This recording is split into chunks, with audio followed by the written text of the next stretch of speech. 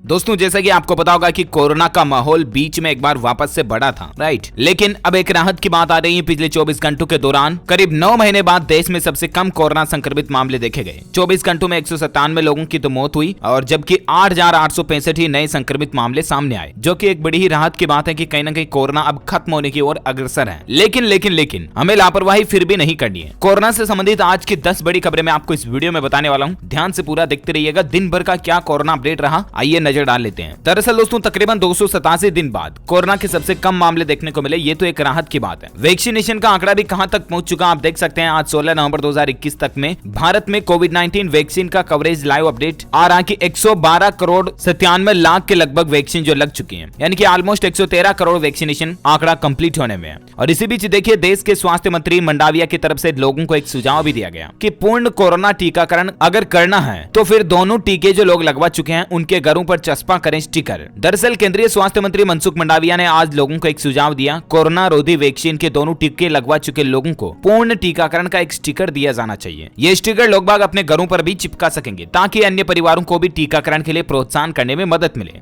मतलब कि घर के जो नेम प्लेट लगी होती है ना, उसके बाहर एक लेबल लगा दिया जाएगा कि हाँ इसके परिवार के सदस्यों ने सभी ने पूरा टीकाकरण करा लिया। तो ये आज स्वास्थ्य मंत्री जी का एक सुझाव रहा देश में टीकाकरण को देखते हुए। अच्छा वहीं देखिए दोस्तों साइंस की एक नई रिसर्च सामने आ रही है कि अगर आप अपने दांतों का ठीक से ख्याल नहीं रखते हैं तो भी कोरोना का खतरा बढ़ सकता है। जी हाँ, आप ये सोच रहे होंगे दोस्तों कि यार भला दांतों से कोरोना का क्या लिंक है या दांतों से कोरोना का क्या लेना देना। लेकिन आपको बता दूं, अगर आप अपने दांतों की सफाई रेगुलर से नहीं करते हैं तो दांतों की समस्याएं बढ़ सकती हैं, लेकिन कोरोना काल में यह समस्या और भी ज्यादा गंभीर हो सकती है। दरअसल दांतों का ठीक से ख्याल न रखने वालों पर कोरोना संक्रमण का जोखिम ज्यादा होता है। तमाम रिसर्च से यह बात सामने निकल कर आई कि जो लोग ठीक से दांतों की सफाई पर ध्यान नहीं देते हैं उनके इन्फेक्शन फैलने की संभावना जो है ना वो दूसरे लोगों की तुलना में ज्यादा रहती है और इसीलिए दांतों को रोज मांजें। ठीक ऐसे ही एक और रिसर्च आप देख सकते हैं कि कोरोना से मौत का जोखिम भी कम करती है कोलेस्ट्रॉल कम करने वाली दवा। कोलेस्ट्रॉल कम करने वाली दवाई को लेकर एक निष्कर्ष निकाला गया, एक स्टडी हुई वैज्ञानिकों की और उसमें यह बात सामने आई है कि ये कोरोना से होने वाली मौत का जोखिम भी कम करती है। अध्ययन के मुताबिक शरीर में कोलेस्ट्रॉल के स्तर को कम करने के लिए जो प्रयोग में आने वाला स्टेटिन का संबंध भी कोरोना से होने वाली मौत को कम करने से जोड़ा जा सकता है। हालांकि शोधकर्ताओं के मुताबिक महामारी के दौरान इस बात पर काफी बहस हुई, लेकिन आखिरकार स्वीडन में कारोलिंस्का इंस्टीट्यूट के शोधकर्ताओं ने इस संबंध में अब तक का सबसे बड़ा अध्ययन किया है। वहीं देखिए बड़ी खबर, बिहार में कोरोना वायरस को देखते हुए सरकार ने नई गाइडलाइंस जारी की है और अभी भी कुछ चीजों पर रोक रहेगी। दरअसल बिहार में अनलॉक 8 लागू हो चुका है। स्कूल, कॉलेज, दुकानें, धार्मिक स्थल, shopping mall, park, restaurant, cinema hall आदि को पहले की तरह खोल दिया गया है। विवाह में बारात, जुलूस और डीजे पर अभी रोक जारी रहेगी, क्योंकि दोस्तों देव उठनी 11 के बाद से शादी ब्याह के प्रोग्राम वापस शुरू हो गए हैं और ऐसे में लोग बाग कहीं मतलब शादी में डीजे बारात वगैरह ना निकाल दें। बिंदोली वगैरह में काफी लोग एक साथ इकट्ठे होते हैं, तो ऐसे में भी कोरोना फैलने का खतरा ज्यादा बढ़ जाता है, राइट। तो इसी को देखते हुए कई राज्य सरकार ने गाइडलाइंस जारी किए हैं। बिहार में मतलब अभी बारात वगैरह और डीजे, ढोल नगाड़ा, बैंड बाजा वगैरह पर रोक रहेगी। ये गाइडलाइंस 22 नवंबर तक जारी रहेगी। आज से यह नया आदेश लागू हो चुका है। अच्छा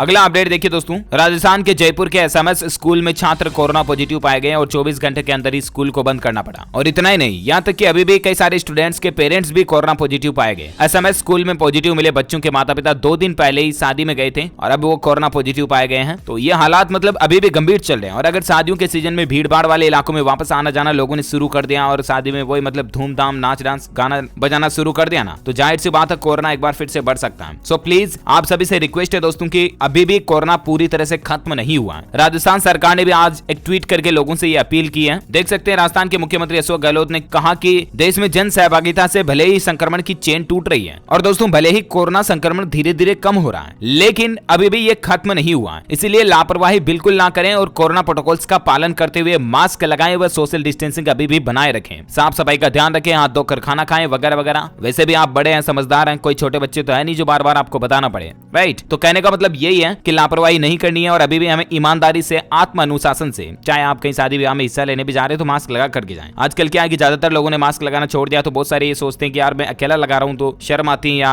दूसरे क्या सोचेंगे या फलाना टीम का। ऐसा बिल्कुल भी ना सोचें। ये ध्यान रखना कि आप अगर संक्रमित हो गए, शाम को घर पे आए, आपके परिवार के दूसरे मेंबर आपके साथ उठेंगे बैठेंगे खाना खाएंगे तो वो भी संक्रमित हो सकते हैं। यानी कि सीधा सीधा आपकी लापरवाही का खामियाजा आपके परिवार को भी भुगतना पड़ सकता है। राइट, कोई डाउट है क्या? नहीं ना? तो कहने का मतलब यही है कि आप सावधान रहें, सतर्क रहें और प्लीज कोरोना प्रोटोकॉल्स को फॉलो करते रहें। वही देखिए, पंजाब में इस महीने के अंत तक और भी कोरोना के मामलों में तेज उछाल आ सकता है। 300% से भी ज्यादा मामले बढ़ सकते हैं। कई राज्यों को लेकर ऐसी एनालिसिस निकल कर आ रही है, क्योंकि अभी ये त्योहारी सीजन खत्म हुआ और उसके बाद शादी ब्याह का माहौल शुरू होना होता है। उसके बाद लोगों को ज्यादा सावधान रहने की जरूरत पड़ेगी, वरना कोरोना की संक्रमण की चेन एक बार फिर से बढ़ सकती है। और अगर थर्ड वेव यानी कि तीसरी लहर जो आ गई ना, तो फिर सोच लेना उसके परिणाम इतने ज्यादा गंभीर होंगे ना। आपको पता होगा दूसरी लहर में हालात ये बन गए थे कि शमशान में जगह कम पड़ गई थी। गंगा यमुना के तट पर क्या हाल था आपको पता होगा ना, कुछ तस्वीरों में देखा होगा आपने। तो खैर, इन सब बातों का ध्यान रखें और ईश्वर हम सबको बचाए, हमारी यही प्रार्थना है। वीडियो को लाइक और शेयर करना। वैसे दोस्तों, आप कौन से राज्य में रहते हैं मुझे नीचे कमेंट करके बताइएगा, ताकि मैं आपके राज्य के समाचार भी आपके मोबाइल तक पहुंचा दूंगा। वीडियो को लाइक और शेयर करना और आप हमारे चैनल DLS न्यूज को सब्सक्राइब करके